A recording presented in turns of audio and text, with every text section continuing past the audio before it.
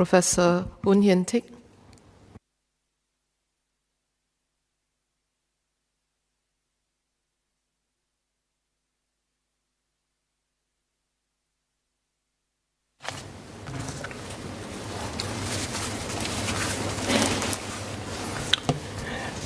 Madam Deputy Speaker, I wish to make a broader point that goes beyond the focus on the construction industry that is covered by this bill. In confronting the new challenges facing our country with the new clusters of community cases in recent weeks, it is important that we and members of the public avoid false dichotomies. In particular, we must avoid the false dichotomy that in formulating policy, we have to choose between one of only two options, either close borders to save lives or open borders to save the economy. The presumption is that we should prioritize human well-being at some cost to the economy, so that keeping the borders open is tantamount to choosing to place the economy above human lives. In reality, closing the borders also imposes costs on human well-being, a point I think that has been made by several people, but let's think about that. Stricter border control that makes it more difficult to obtain the help of foreign domestic workers to take care of our elderly citizens, for example, reduces our senior citizens' well-being. Restricting the entry of foreign workers from certain countries with high incidence of COVID-19 infections would delay the completion of many construction projects, including BTO flats. This would have an impact on plans for starting a family for many people. Companies that have a high reliance on foreign workers might go out of business, which would cost citizen workers their jobs as well. The loss of jobs means not only a loss of income, but also imposes costs on the well-being of the retrenched workers and their family members.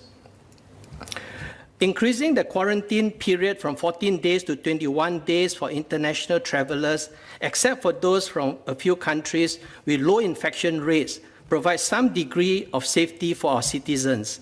However, even then, the economy will not benefit fully from international economic integration as it did during pre-COVID days.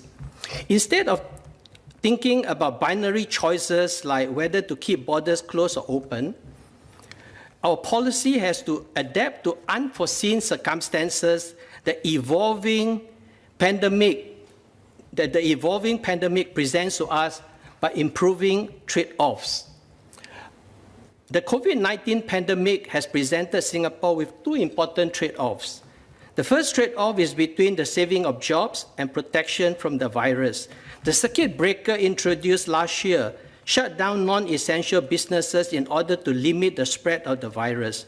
The adoption of measures like safe distancing and the mandatory wearing of masks helped to reduce the crucial parameter known as the reproduction rate, the parameter that gives the number of people an infectious person would infect over the whole course of their disease in a fully susceptible population.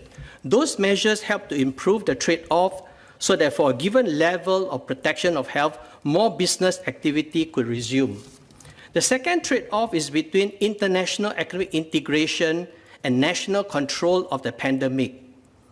When the number of community cases is successfully brought down, opening up our borders risks importing cases of infected persons, while testing and imposing quarantine orders on foreigners help to reduce the risk of community spread caused by imported cases.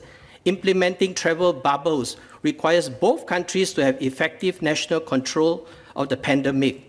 Restricting entry of foreign workers from countries with a high incidence of COVID-19 infections and turning to alternative sources with lower infection rates seeks to undo the adverse shift in trade-off to some degree. Source countries might also impose travel restrictions on their own citizens traveling to Singapore, which requires Singapore-based firms to look elsewhere for workers. So turning to alternative sources of foreign workers has business consequences as wage costs might increase, which this bill seeks to address.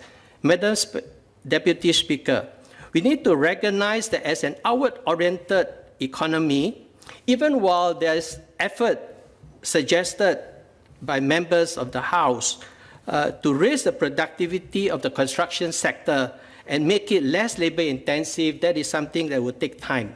So there are inevitable costs that will have to be borne with the spike of new cases in several parts of the world, even as we seek to achieve what we regard as an optimal trade-off. So the enactment of this bill reflects our effort to adapt to unforeseen circumstances that this evolving pandemic will continue to present to us. In view of this, I support the bill.